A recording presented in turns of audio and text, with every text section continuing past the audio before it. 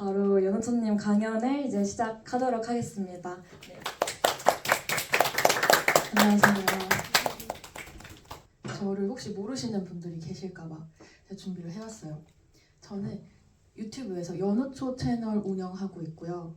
대부분 올리는 영상은 고시급 산업에서 일하는 브이로그들 올리고 있라면은 여러분들께서 보시고 나서 고시급 산업에 도전하실 수 있는 그런 내용들, 고시급 산업이 아니더라도 돈을 많이 저축할 수 있는 내용들, 뭐 대부분 워홀이랑 돈이랑 많이 관련된 영상을 올리고 있어요. 보신 적이 없으신 분들은 봐주세요. 아, 보셨어요? 릴스에서 네. 내리다 보니까 네, 맞아요. 사람들은 좋아요까지 누르고 감사합니다. 다들 좋댓글 부탁드립니다. 자, 그래서 제가 오늘 말씀드릴 게, 제가 제 채널에 대해서 한번 복귀를 해봤거든요. 제 채널을 그냥 제가 한번 평가를 해보기로는 성공하고, 되게 막 그렇지는 않지만 꾸준히 한 2, 3년간 이렇게 관심을 주시고 계세요. 그 이유에 대해서 제가 생각을 해봤는데, 아무래도 이 워블러들이 하고 싶어하는 직장을 해서 그렇지 않나 생각을 하고 있어요. 혹시 워블러들한테 유명한 직장 아시는 분 계신가요? 그러니까 시기별로 좀 다른 것 같아요. 요즘은 좀 진짜 마이닝이나 아니면 역시 드 많이 까는 것 같고. 네, 역시 우등생이세요. 제가 그 워홀의 5대장이 있어요. 들어보신 분 계세요? 이 워홀러한테 유명한 산업이 5개가 있어요. 돈을 잘 벌기로 유명한. 태초에 3대장이 있었고요. 여기에 뭐 여러 산업 2개가 추가가 되면서 총 5대장으로 됐습니다. 이게 돈을 얼마나 많이 버는지 좀 궁금해 하실 것 같아서 이제 정리를 해왔는데요. 익숙하신 월급으로 정리를 해왔어요. 이 3가지 위에 3가지는 3대장이라고 묶어서 말하는 거예요. 왜 그러냐면 농업에 기반한 2차 산업이라고 볼 수 있거든요. 코튼지는 목화솜을 처리를 하는 산업이고, 그레인 같은 경우에는 곡식을 처리하는 산업, 와이너리는 포도, 수확한 포도를 가지고 와인을 만드는 공정을 뜻해요. 놀랍게도 이 3가지 산업이 그 시즌이 겹치지가 않아요. 이 3가지 산업을 옮겨가면서 일을 하면은 월 800만 원, 최대 800만 원, 1년 동안 쭉 버실 수 있는 거예요. 800만 원, 연봉으로 따지면 얼마죠? 812, 9,600, 1억 가까이 되죠. 어마어마하게 버실 수 있어요. 그거보다 더 많이 버는 게 있습니다. 바로 밑에 있는 솔라팜, 태양광 발전소예요. 이게 팜이라서 어떤 분들은 이게 농장이 아닌가 이렇게 생각을 하시는데, 팜이 아니고 건설입니다. 일종의 건설이라서 이 돈을 상당히 많이 받아요. 그래서 최대 잘 받으면 월 1,000만 원 정도? 연봉으로 따지면은 1억 2천이죠. 진짜 많이 벌어요. 이거보다 더 많이 버는 직종이 있습니다. 맨 밑에. 마이닝. 그 이름만 들어도 다들 흥분하시는 그 마이닝. 저는 뭐 영상을 봐주신 분들은 아시겠지만 마이닝이라고 말 안 하고 고위험 산업이라고 말을 하는 편이거든요. 비슷한 여러 가지 직종이 있는데 그 직종에서 일을 하시다 보면은 제가 가장 많이 벌어본 게 달에 1,400만 원이에요. 만약에 내가 기술을 가지고 용접이나 엔지니어 같은 기술자라던가 아니면은 차량을 운전할 수 있는 오퍼레이터, 이거보다 더 많이 벌 수 있는 거예요. 그러니까 천문학적으로 벌 수 있는 거예요. 저는 여기서 와이너리 빼고 다 일을 해봤어요. 그래서 그런 영상을 올리다 보니까 좀 많은 관심을 보여주신 것 같습니다. 제가 이거를 다 무경력으로 여기서 일을 했어요, 처음에. 그게 왜 그러냐면 저는 이 워홀을 좀 전략적으로 하려고 했거든요. 워홀을 출발하기 전, 그 3년 전, 그때부터 짠 워홀 계획을 가지고 성공적으로 워홀을 거의 마무리를 다 했습니다. 자, 그래서 저는 이 전략 중에서 좀 가장 효과가 좋았던 게 이력서라고 생각해요. 저만의 이력서를 쓰는 방법. 그래서 오늘은 그 부분에 대해서 설명을 드릴 거예요. 바로 들어가 보자면, 여러분들은 잘 만든 이력서가 뭐라고 생각하시나요? 가독성 좋은 이력서 맞습니다. 직무에 맞는, 그러니까 예를 들어서 그래서 그 직무 딱 가면 네, 맞아요. 관련해서 네. 간단한 거 들어가면 오히려 네.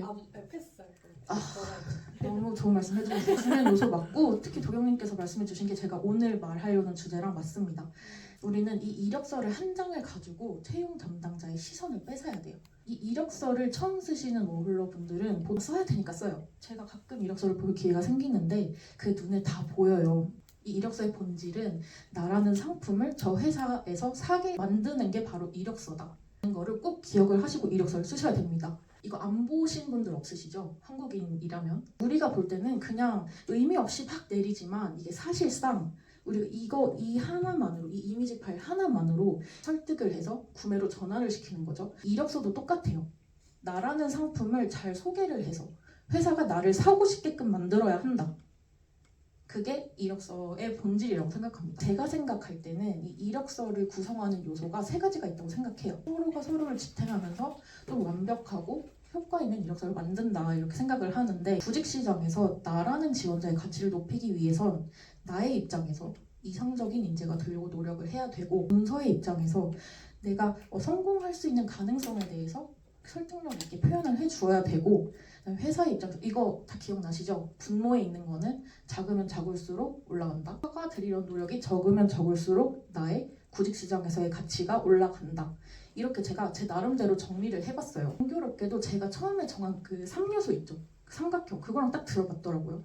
그래서 어떻게 하면 잘 되지 않을까? 제가 워홀 오기 전에 그렇게 생각을 해봤어요. 이력서도 그렇고 모든 구직 시장에서 약간 이거를 빗대어서 여태껏 해왔고요. 이게 굉장히 효과적이었습니다.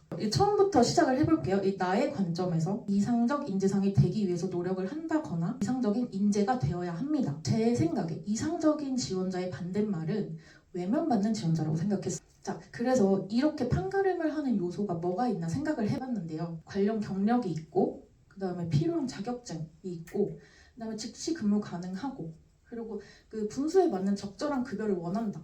그러면 이상적인 지원자, 환영받는 지원자가 되겠지만 그렇지 않다면 이 구직 시장에서 외면받을 수 있게 되겠죠. 이상적인 지원자가 되기 위해서 어떤 행동을 해야 되냐.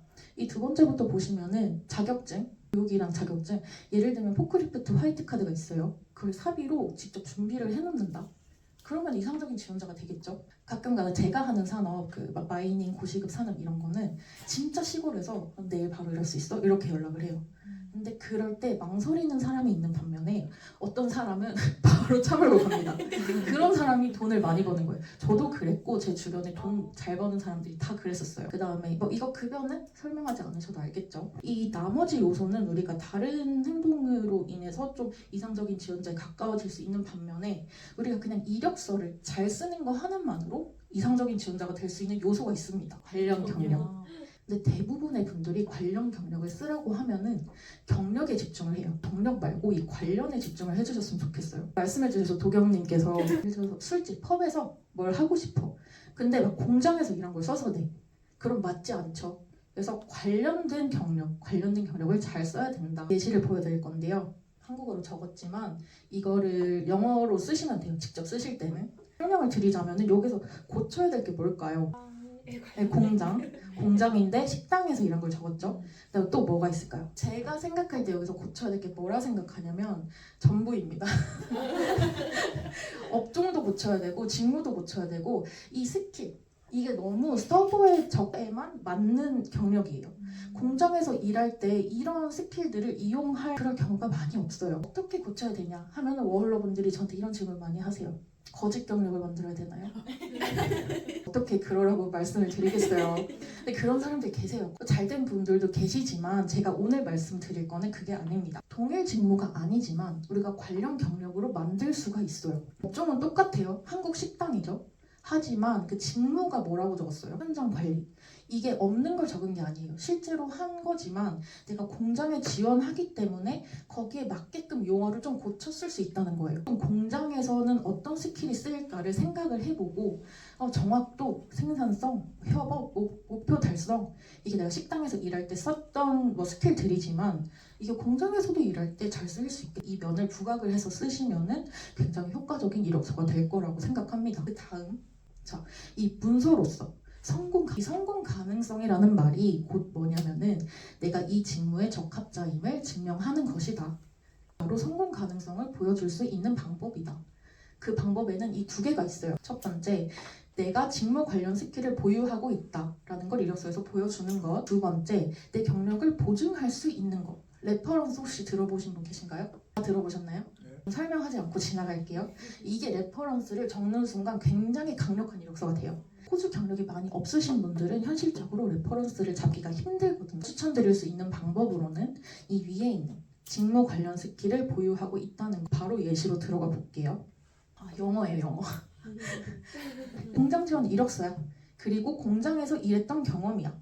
그리고 이 내용을 보니까 조립을 했고 포장을 했고 공장에서 했어. 괜찮아 보여. 괜찮지가 않아요. 이거 그대로 제가 번역을 해볼게요. 초등학생 일기장이 돼버렸죠. 너무 유치해요. 우리가 이게 영어가 보니까 웬만한 영어는 좀 있어 보여요.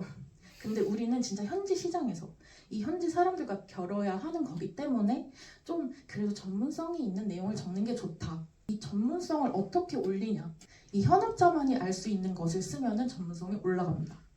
그 요소에 대해서는 3가지가 있는데 그 현업자들만이 했던 업무, 현업을 하면서 썼던 그 용어들, 그리고 수치, 숫자가 될 수도 있고 그런 거를 쓰시면은 전문성이 올라가 보여요. 제가 이 유튜브를 하면서 말하는 거예요. 이게 그 막 글자가 빼곡한 가운데서 숫자가 하나가 중간에 껴있잖아요. 그럼 시선이 딱 가요. 그래서 내가 이력서를 쓸 때 어떤 부분에서 숫자를 쓸 수 있는 항목이 있어. 그럼 써주시는 게 좋아요. 제가 바로 보여드릴게요. 자, 이거 다 똑같은 내용이거든요. 여기에 110%로 적으니까 시선이 확 가지 않으세요? 전수검사. 이게 현업자기 때문에 알 수 있는 업무들이죠. 하우스키핑 및 테이크 5. 이거 무슨 말인지 아시는 분 계신가요? 하우스키핑이 뭔지 아시죠? 호텔에서 하우스키핑 하는 거. 그게 거기서만 쓰이는 게 아니라 전반적으로 다 쓰이는 건들도 아시죠? 그런 데서도 쓰여요. 이런 안전 기준에 맞춰서 이런 현장을 좀 깔끔하게 유지하는 것도 우리가 하우스키핑이라고 합니다. 실제로 건설 현장에서 이력서에 써도 되는 말이에요. 옆에 있는 테이크 5.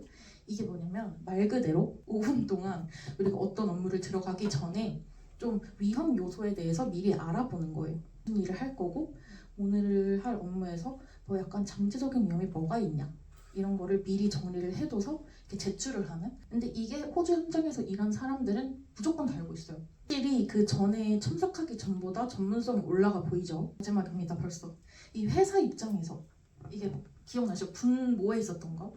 들이려는 노력이 적으면 적을수록 구직 시장에서 나의 가치는 올라간다. 이게 무슨 말이냐면요. 손이 덜 가는 지원자일수록 가치가 있는 지원자로 여겨진다. 바로 예시를 한번 들어드릴게요. 자, 이거 똑같은 공장 지원 이력서고 앞서서 첨삭했던 내용 그대로 있어요. 완벽해 보이는데 여기서 고칠 게 있나? 고쳐야 될 게 생각보다 많습니다. 자, 이 첫 번째 줄 다 고쳐야 돼요. 첫 번째 삼성. 삼성이 뭔데? 제가 삼성으로 예를 들어드려서 좀 와닿지 않을 수가 있어요. 근데 이렇게 생각을 해보세요. 울룰루 어딘지 아세요? 울룰루 호주의 중앙 채용 담당자고 70살이 넘어. 근데 중국인 지원자가 샤오미에서 일해. 이게 뭐냐고요. 이거를 조금 설명을 해주면 좋아요. 이게 좀 정보가 미흡하다. 좀 보여질 수 있는 거고요. 두 번째 생산 1팀. 이거는 그냥 그 회사 안에서 자기들끼리 부르는 거예요. 생산 1팀, 나 생산 2팀. 그 제3자로서 채용 담당자가 보기에는 과도한 정보다. 이것까지는 알려주지 않아도 된다. 직관적으로 내가 무슨 일을 했는지 알 수 있을 만한 그런 걸로 바꿔 적으시면 좋습니다. 자, 그리고 마지막 날짜. 이거는 근데 다들 아실 거라고 생각해요. 호주는 그 날짜를 적는 게 거꾸로죠. 근데 솔직히 바보가 아닌 이상 채용 담당자들도 이렇게 쓰면 다 알아봐요. 근데 여기서 나비 효과가 생깁니다. 이 날짜를 다르게 썼다. 호주 현장에 좀 익숙하지 않은 사람이구나. 그러면 이 채용 과정에서 좀 의사소통이 문제가 있을 수 있겠다.